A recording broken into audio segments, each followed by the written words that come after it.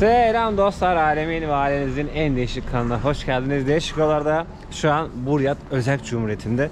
Ben yaklaşık bir haftadır buradayım ve bugün benim son günüm. Ben son güne kadar elime ne kamera aldım ne de ortalığı gezdim. Neden? Çünkü gerçekten Moğolistan beni inanılmaz yormuştu. Video bile neredeyse editlemedim. Şuradan bir otel odası tuttum galiba, şu 4. kattan soldan 3. pencere. Abi yattım, uyudum, dinlendim. Hiçbir şey yapmadım ama oturdum, dinlendim, sakinleştim. Kendime gelmeye çalıştım. Çok güzel yemekler yedim.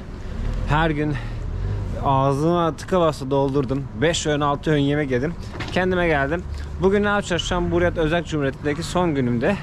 Sağa solu göstereceğim. En azından böyle bir yerin varlığından ve buradaki insanların yaşamından kesitler size gösterip burası hakkında da kısa bilgiler vermek istiyorum. Sevdim burayı, güzeldi. Güzel yaşadım. Burada Özbekler var, Kırgızlar var, Türkmenler var, Tacikler var, Ruslar var, Ukraynalılar var, Moğollar var, Darhalklar var, Türkler var, Türkler var, Budizm var, Tengricilik var, Şamanizm var, Hinduizm var, ondan sonra Müslümanlık var, Hristiyanlık var, Protestanlığın ağır kolları var, var oğlu var. Resmen Birleşmiş Milletler gibi bir yeri gezdik. Abi nasıl yasak olmaz anlamıyorum ama bakın burada böyle hayvan derilerden, geyik derisinden özellikle böyle ayakkabı yapıyorlar. Tüyle birlikte ayakkabı. Tüylü ayakkabı. Şu an burası benim mekan. Yedim, içtim, geldim, insanlarla burada muhabbet ettim. Hep burada takıldım ben. Bu içeri göstereyim. Pazar gibi bir yer burası. Burada her halktan insan görebiliyorsunuz. Bu arada Rusya'ya geliyorsanız bu videoları izleyip döviz bürosunda, pardon, bankadan para bozdurmayın arkadaşlar. Ben bankadan para bozdurdum. Bankadan bozdurduğumda 1 doları 87 rubleden bozdular. Ama ben gelip burada ablalar var, kara borsacı ablalar var. Buradan verdiğim zaman 97'ye bozdular. Bu arada sebze meyveye de doydum ben. Full sebze meyve aldım. Ne var ne yok böyle ürünleri görün. Ya şu hurmayı ilk defa gördüm ya, küçücük. En kötü hurmanın kilosu 180'den başlıyor. 250, 380, kalitesine göre 400 falan gidiyor. Yalnız şey alalım hadi. Fıstık alalım şu karışıktan. Şu akşam trene bineceğim, trende yerim. 200 ruble verir misin? Burada da Türkçe konuşarak gezebilirsiniz. Çok kişi anlıyor. Abi gerçekten Rusya'ya gelince diyorsunuz ki Kaliningrad'da da Türkçe konuşan vardı. Kaliningrad'dan burası yaklaşık 6-7 bin kilometre. Edirne'den burası 12-13 bin kilometre. Ne bileyim Makedonya'dan burası 15 bin kilometre. Ve şu an yani belki bana en uzak Türkçe konuşan yerleşim yeri şu an 15 bin kilometre uzakta.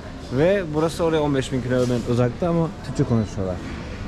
Bu kadar büyük bir aralıkla Türkçe konuşuyorlar. Buradaki meyve sebzeleri de görün, bir yandan fiyatları da görün. Yanılmıyorsam tanesi 40 ruble ya da yarısı mı 40 ruble anlamadım. Şuradaki işaret ne onu bilmiyorum. Ama Moğolistan'dan sonra Moğolistan'dan sonra burada sebze meyve cennet gibiydi. Burada domuz eti var, kilosu 300 ruble.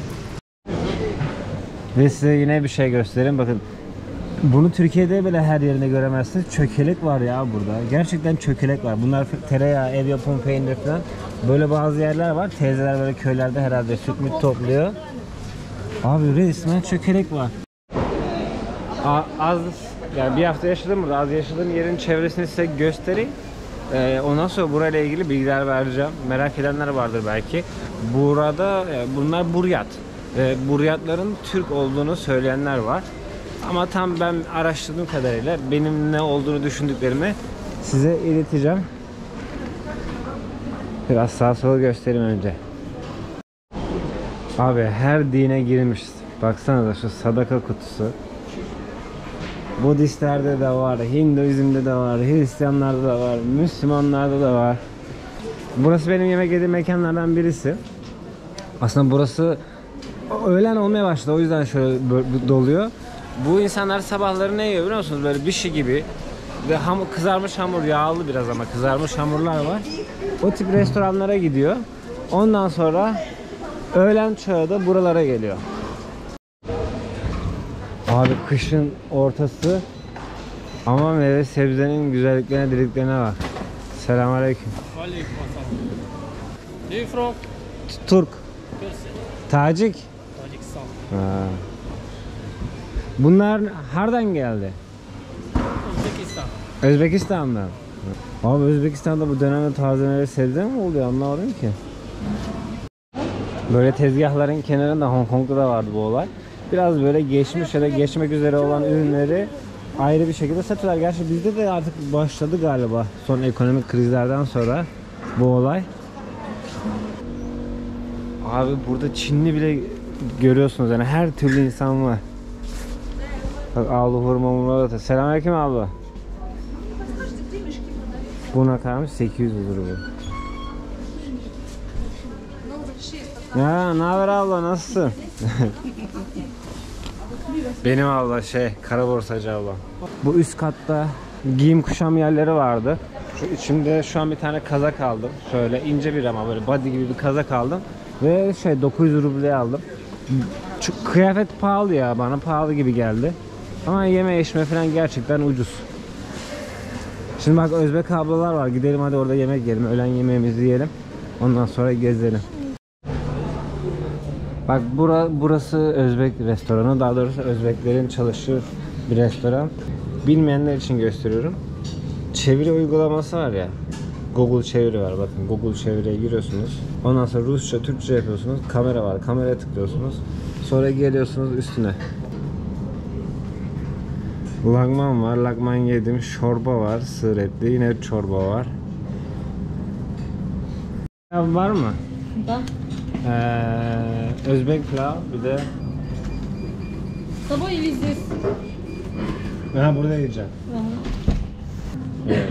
Özbek pilavı yiyelim. Abi şimdi Özbek pilavı yiyoruz. Salatası, maşallah etleri.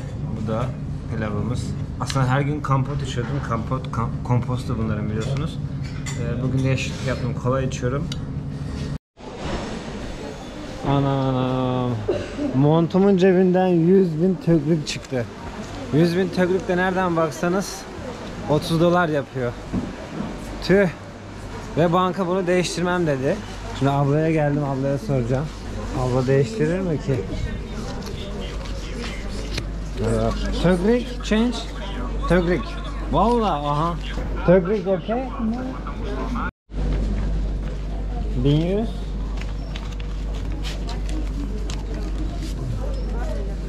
$1200 mü etti? Ne yapalım? Dolar amaç 97'den verirsen bir tane daha alacağım. Ha veriyor. Daha da denk gelemem. Hah. Kaç dolarım kaldı?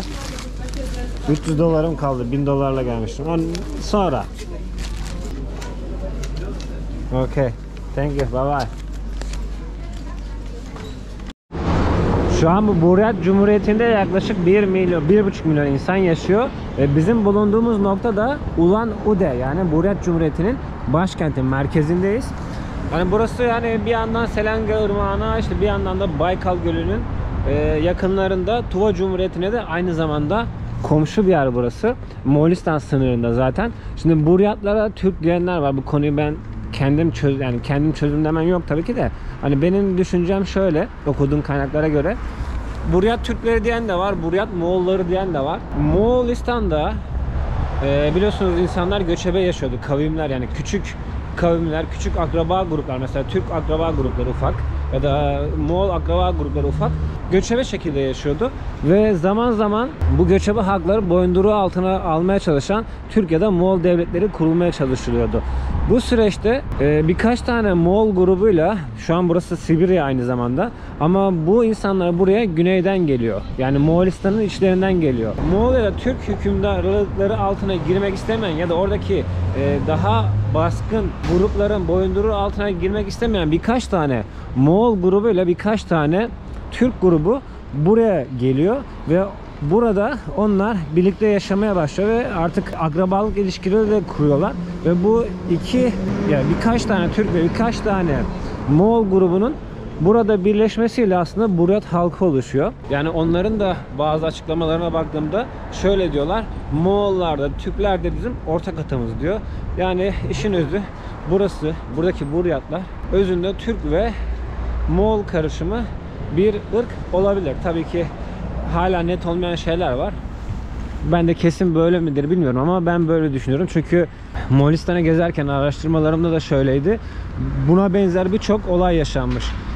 Daha baskın kavimlerin boyunduruğu altına girmek istemeyen göçebe halklar farklı yerlere göçmüş. Farklı yerlerde, farklı devletler ya da farklı devletlerin içerisinde yaşamaya başlamış zaman içerisinde. Burada da böyle bir durum oluşmuş. Bir tane üniversite akademisyenin tezini okudum. Birkaç tane belgesel izledim yabancı. Oralarda bu şekilde söylüyorlardı. Ama dillerine bakarsanız şu an günümüz Türkçesiyle bağlantılı çok fazla bir şey yok ama bazı öz Türkçeden kelimeler ama çok az şekilde varmış. O yüzden hani Türkçe'ye benzerlikleri var mı derseniz konuşma dillerinde yok. Tabii ki şu an nüfusun yarıya yakını ya da yarıdan fazlasına yanılmıyorsam burada Rus göçmenlerden oluşuyor. Onlar da Ortodokslar. Lenin'in kafasının heykeli diye demek daha doğru olacak ve türünün yani en büyük örneği diye geçiyor. Aslında dünyanın en büyük kafa heykeliymiş. Aynı zamanda da işte Rusya'nın en büyük Lenin heykeli. 1971 yılında dikmişler buraya bunu. Ve şehrin de en önemli noktalarından birisinde. Ya görüyorsunuz değil mi? Ne kadar güzel, ne kadar düzenli.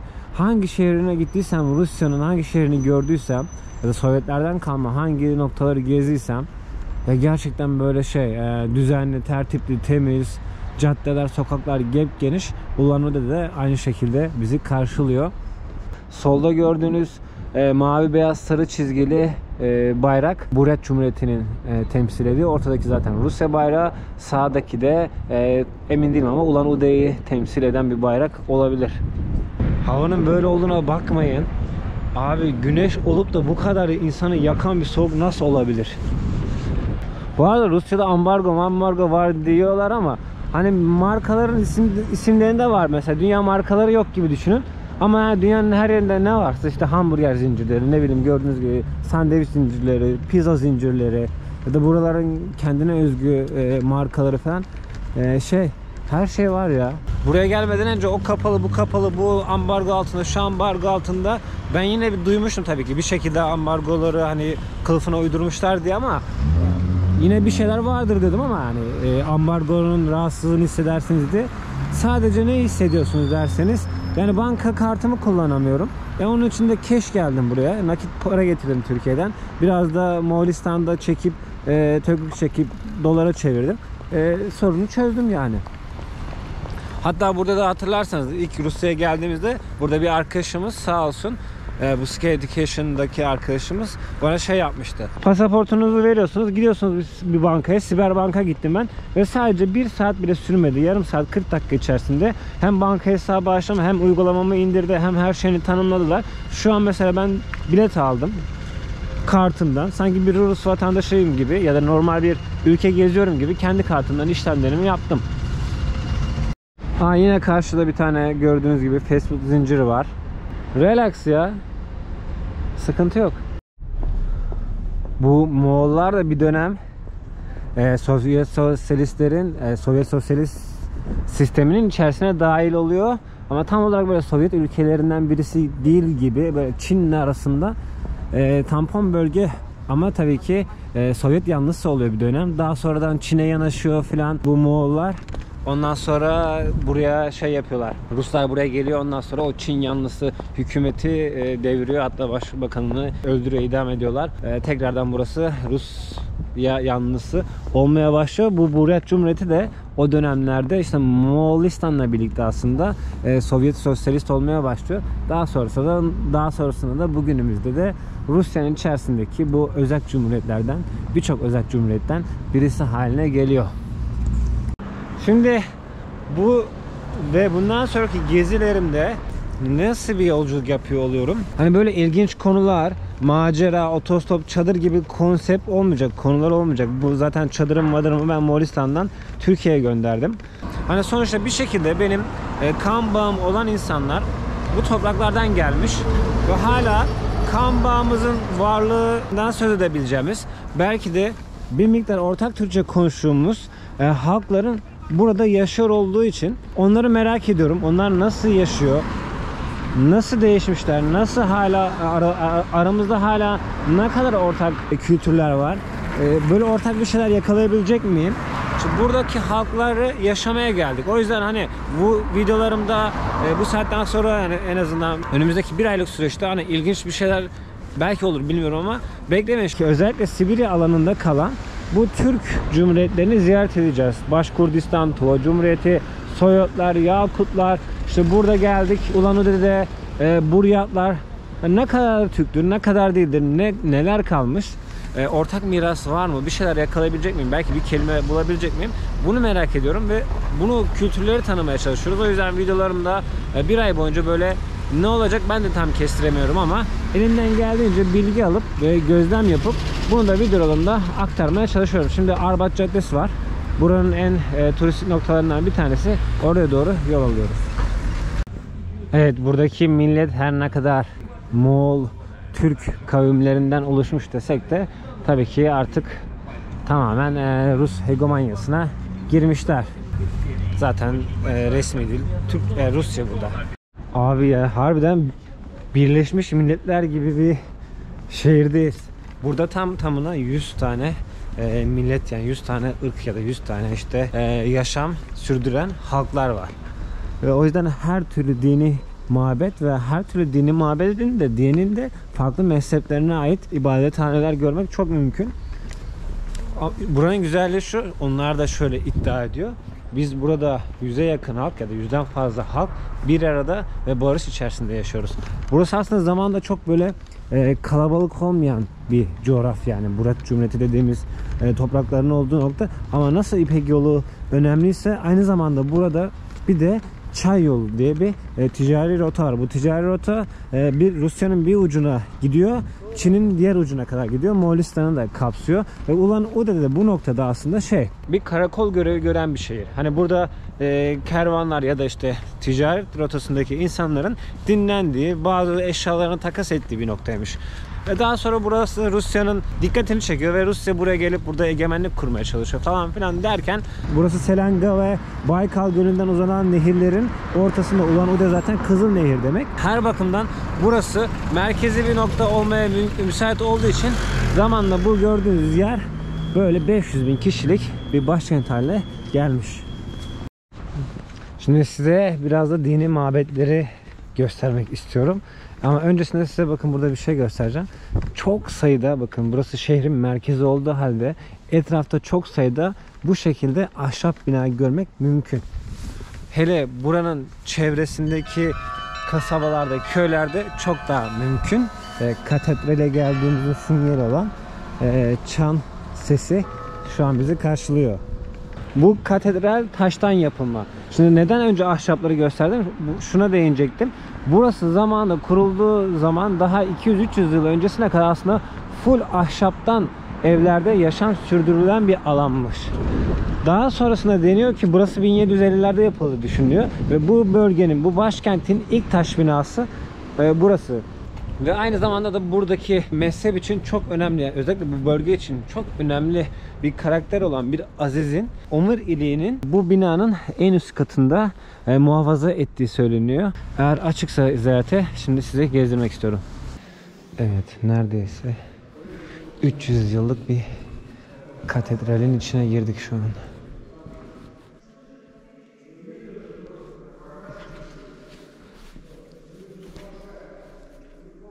Şimdi Sovyetler tüm dini yapılara zarar verince Sovyet bünyesindeki ağır hasarlar vermeye başladığı sırada tabii ki buraya da geliyor. Ama buranın dediğim gibi aynı zamanda tarihi eser olma özelliği de olduğu için buraya aslında en son gelip zarar vermeye başlıyorlar. Ve bu süreçte burada tabii ki sadece Sovyetlerde camiler ya da katedraller değil, aynı zamanda Budist ibadethaneleri de kapanmaya başlıyor. Ve burada biraz sonra zaman kalırsa oraya da gideceğiz. Çok büyük bir Budist tapınağı var. Ve çok da önemli. Sovyetler buraya geldiğinde de bu binayı ne olarak kullanıyorlar biliyor musunuz? Çok ilginç. Bir müze yapılar ve müze ne müzesi biliyor musunuz? Din karşıtlığına dair bir müze. Yani dinlerin olmadığına, din karşıtı bir propaganda yapan bir merkez haline getiriyorlar buraya, katedrali. Buradaki ambargodan tabii ki Google haritalar da nasibini almış durumda. Ama zaten çok da gerek yok. Burada Yandex kullanıyorsunuz ve Yandex kullandığınız zaman size nereye nasıl gideceğinizi, kaç dakika süreceğini, otobüsün kaçta kalktığını, işte kaçta hangi durakta olacağını söylüyor. Abi otobüs 2 vesaire gidiyormuş. Yani 2 tane otobüs değiştirmem gerekiyordu.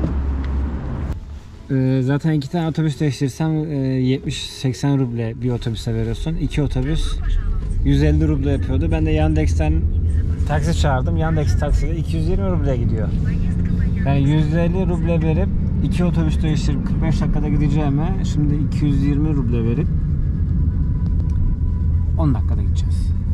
Şimdi Dastan adını verdikleri Rusya'nın en büyük Budist tapınağına geldik. Hatta Asya'nın da en büyük komplekslerinden birisi diye geçiyor. O yüzden dünyanın birçok yerinden de Asya'nın da birçok yerinden de ziyaretçi gelen bir yer bu nokta. Şu an karşımızda da Ulan-Ude şehrini görebiliyorsunuz. Kuş bakışı.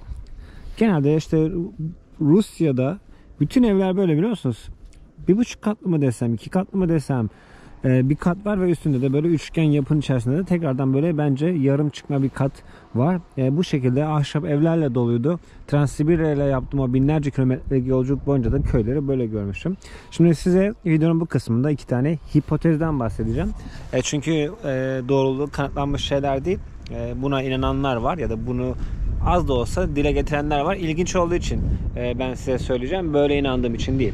Şu an bu gördüğünüz nokta aslında Sibirya. Yani biz Sibirya'nın içerisindeyiz. Daha doğrusu buraya Güney Sibirya demek daha mümkün. Ve bazı kaynaklarda ya da bazı bu tezi savunan insanlar var. Şöyle söylüyor. Kızılderililer, yani Kızılderililer var ya, ona bildiğimiz Kızılderililer, hani Türk mü diye de hatta konuşuluyor ya, belki de o Türk mü sorusunun kaynağı ve kökeni buradan geliyor. Kızılderililerin bu noktadan ya da bu coğrafyadan ya da Güney Sibirya'nın bir kısmından çıkıp gitmiş olabileceği düşünülüyor. O yüzdendir ki bazen makarası da geçen o Kızılderililer Türk mü mevzusunun çıkış noktası buydu. Belki bilmeyenler varsa nereden çıkıyor bu diye. Hipotezlerden birisi buydu. Şimdi ikinci hipotezi de anlatırken hem Budizm'den çok kısa bahsediyor olacağım, hem de içeriye gireyim. Burada aynı zamanda Rusya'nın en büyük Buda heykeli de var. Bakalım nerede görebileceğiz mi bilmiyorum ama size onu da göstereceğim. Öncelikle Budizm'le ilgili kendim bir yorum eklemek istiyorum. Tebliğ ya da gaza, cihat ve benzeri unsurları içermediği halde bu kadar yayılmış olan başka bir din var mı? Emin değilim. Ya da diğer dinler bir şekilde bu argümanlardan ya da benzer argümanlardan kullanarak yayılmışken Budizm tam olarak bunları hiç işlemediği halde bu kadar geniş coğrafyada karşılık bulması gerçekten ilgimi çeken konulardan birisi. İlk bu binanın içerisinde ne var? Buda'nın M.Ö. 5. yüzyıllarda yaşadığı düşünülüyor. M.Ö. 5. yüzyılda yaşadığı dönemde de Hint krallarından birisinin oğlu olduğu düşünülüyor.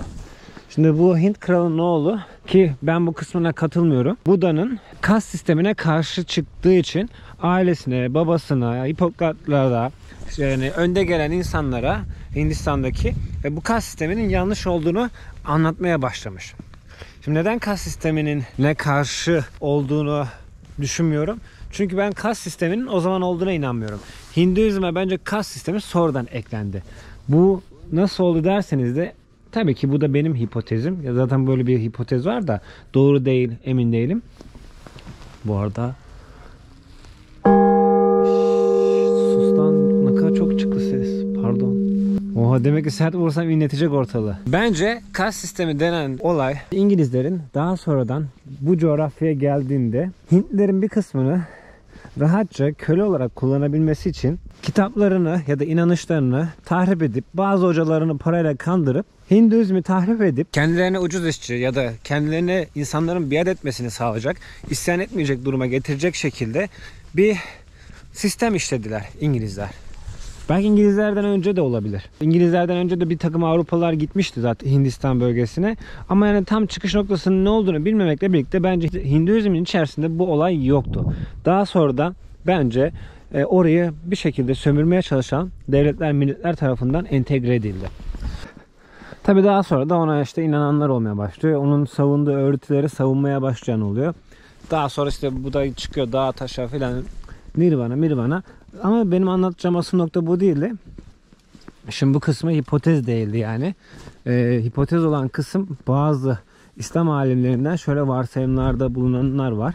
Bir gün bu da işte artık bir ayin sırasında ya da bir uyku hali sırasında bir rüya görüyor ve rüyasında diyor ki bir gün rahat ol, emin ol, bir gün birisi gelecek ve o insanlığı düzeltecek ya da o insanlığı eşitleyecek, herkese birbirine saygı duymasını anlatacak gibi bir vahiy değil ama bir rüya görüyor.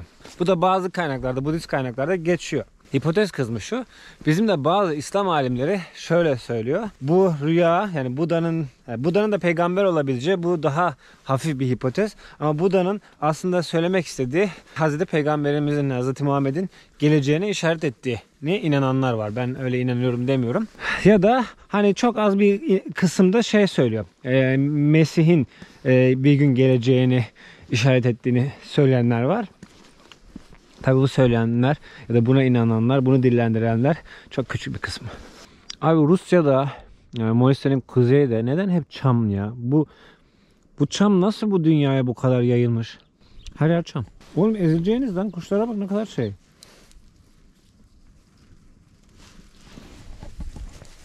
Bir de ben şimdi böyle tarz konuları anlatınca ya da bu konulara girince sövme derecesinde itiraz edenler oluyor. O öyle değil, öyle yanlış biliyorsun, o öyle değil, bu böyle.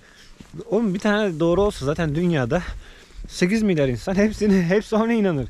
Yani bu doğru dediğin şey bir tane değil ki, bak adam şimdi tapınak yapmış, Budist tapınağı. Budizme inanıyor, kimisi Hinduizme inanıyor. Bunlar da içinde 50-60 tane kola bölünmüş. Ne bileyim aynı tanrı diyoruz.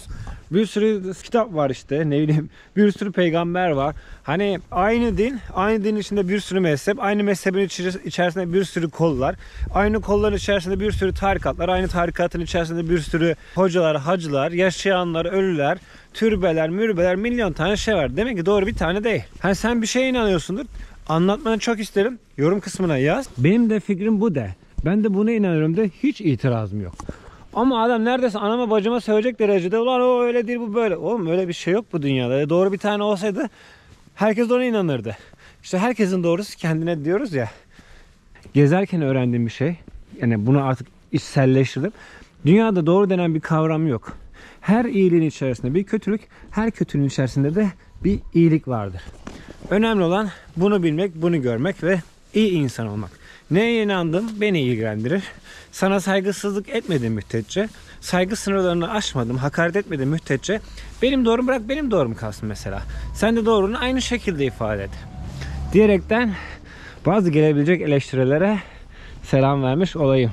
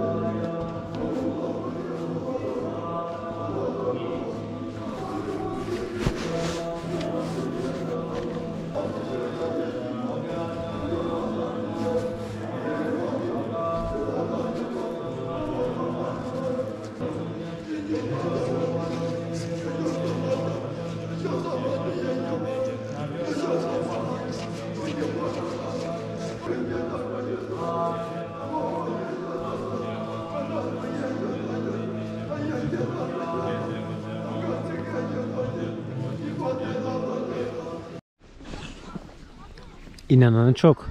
İçerisi dışarısı dolu. Şansımıza yine bir ibadete denk geldik diyeceğim de şans değil aslında. Sürekli Budist tapınaklarında ibadete denk gelebiliyorsunuz. Şey ya, yani özellikle Budistlerde nasıl bir adanmışlık var ya. Adamlar saatlerce, günlerce, aylarca, yıllarca inzivaya çekiliyor. Genelde böyle Budist tapınakları bazen şehir merkezlerinde de olmakla birlikte böyle inziva yerleri dediğimiz tapınak tarzındaki yerler, böyle dağların, taşların, böyle yüksek hakim noktaların böyle yüksek hakim noktalarda bulunuyor ve adamlar burada hani işte dışarıya yatıyor ya da işte adamlar burada ömürlerini geçiriyor ya. Evlenmek yok, dünyevi zevkler yok, birkaç tane kıyafetleri var sadece. Hakikililerin böyle hatta 3 mü 4 parça mı ne eşyası olma hakkı var ya da kendilerine böyle bir hak tanıyor. Nasıl bir adammış ya, bu din dediğimiz kavram gerçekten çok ilginç. Hepsinde yani böyle şeyler görmek mümkün.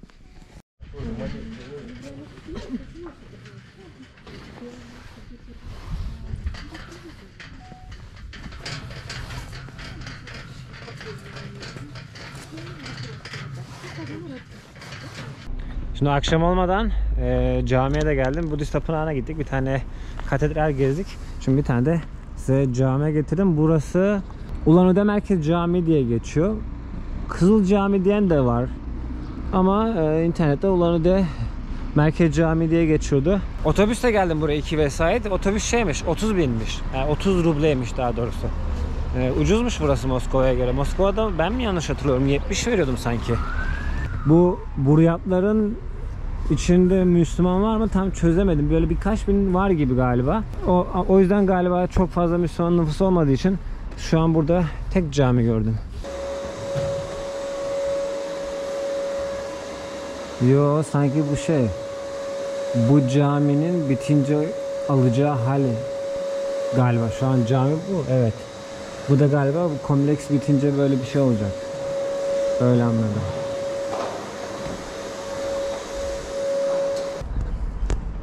Aynen. O gördüğümüz fotoğraflar muhtemelen bu caminin bittikten sonraki hali. Caminin adı ne? Cami Sabor Miçet Ulan'dı. Ne demek o Türkçesi? Türkçesi Cami Mescidin Ulan'dı şehrinde. Ha, Ulan-Ude Merkez Camii gibi bir şey. Tamam, anladım. Bunu Özbekler mi yaptı? Afganlar. Afganlar yaptı. Afganlar, Kırgızlar, Özbek, Tacik, hepsi Müslümanlar. Ha. Para kattı, hepsi beraber toplu yaptı. Burada Afganlar Çalıştı. Afganlar. Parasını ama tüm Müslümanlar verdi. Maşallah. Sen kaç senedir burada yaşıyorsun? 15-16 yıl olmuş. Ulan-Ude'de. Sen Tacikistan'dan buraya geldin. Öyle. Çalışmaya geldin, kaldın burada. Kaldım, oya vararım, gelirim. Ha, senin aile orada. Orada. Samoletle mi gidiyorsun? Samolyot. Aa. Bu mescid 2010 yılda açılmış. 2010. yılda. 2013. Ondan önce cami var mıydı? Ondan Irak? Yoktu. Ha. Nerede Müslümanlar namaz ediyor? Pazarda, her yerde. Ha. Fakat cuma olardı. Kurban bayram, Uraza bayram olardı. Ha, bayramlarda ortak bir yerde. Ha. Şimdi burası her gün açık. 2008'de Başladı. başladı, 2010'da açıldı. Maşallah. Güzel. 2010'da. Burada kanca Müslüman vardır burada? Burada Müslümanlar çoktu. Cuma namazında 700-800 adam olan. Oo, 700-800. Burada o zaman 10.000 Müslüman var mı? 10.000 insan. Bilmiyorum. Allah Hmm. bilir. Burada şimdi Afgan var. Paki var mı? Pakistan? Ha. Pakistan yoktu. Yani Urdular, Afganlar Urdu mu? Afganlar Dari. Dariler var. Dari. Ha. Özbek var. Özbek var. Tacik var. Kırgız var. Dağıstanlı var, bir de Azerbaycanlı var. Bu Dağıstanlılar Azerbaycan Dağıstanı mı? Gülistan. Rusya'nın hem de. Ha, Rusya. İkisi de mi yoksa? İkisinden vardır. Maşallah. Her yerden insan var burada. Var. Moğol var, Çinli var, Rus var. Hem her millet buradadır. Peki şey nasıl? Böyle hani ne bileyim Ruslarla, Moğollarla, Yakutlarla falan aranız nasıl? Başka millet, başka bir din ya. Böyle kardeş kardeş mi yaşıyorsunuz? Böyle arada dövüş oluyor mu? Kardeş kardeş yaşıyor. Güzel. Her birisin hürmet eyler. Birbirlerine. Dinin hürmet eyler. Güzel. Burada peki şey var mı? Türk var mı? Türkiye Türk'ü? Türk var. Burada Türk şirketleri vardır. Şirket. İnşaat mı var? Yol mu yapıyorlar? İnşaat. İnşaat eyler. Türk şirketleri var. Sen doğru anladın değil mi? Tacikistanlısın ama Özbek. Tacik Özbeysin. Yani Farsi zamanda danışırım, Türkçe zamanda. Ha, ikisini de bilirsen. İkisinde. Ha, İmam abi geldi. Galiba içeride karısı, kızı, bir de oğlu. Welcome. Thank you. How are Özbek misin? you? Özbek misin?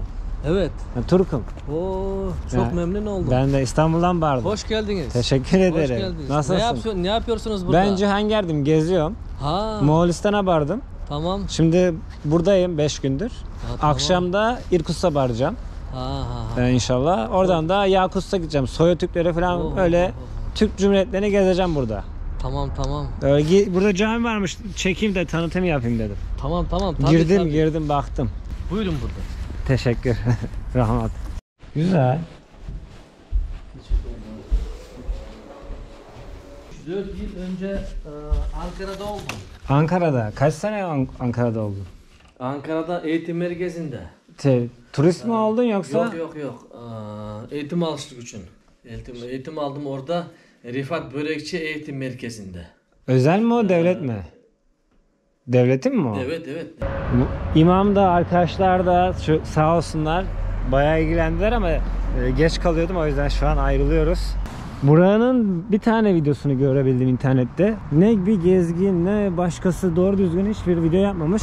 Bir tek TRT Avaz galiba burayla ilgili bir video yapmış. Yani buraya gelmiş bir ekip.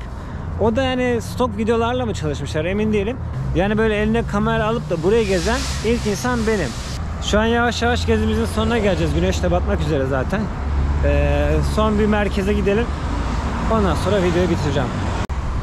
Burada ben tabii buraya gelmeyi hallederken hani ben Soya Türkleri ya da işte buradaki küçük Türk komünitelerinden birisine rast gelebilirim diye düşünerek geldim. Ama onlar çok kırsalda yaşıyor. Onların yaşam koşullarını, gündelik hayattaki kültürlerini ve dillerini merak ediyordum. Ama maalesef burada mümkün olmadı. Umarız ki diğer gideceğimiz eyaletlerde nasip olur.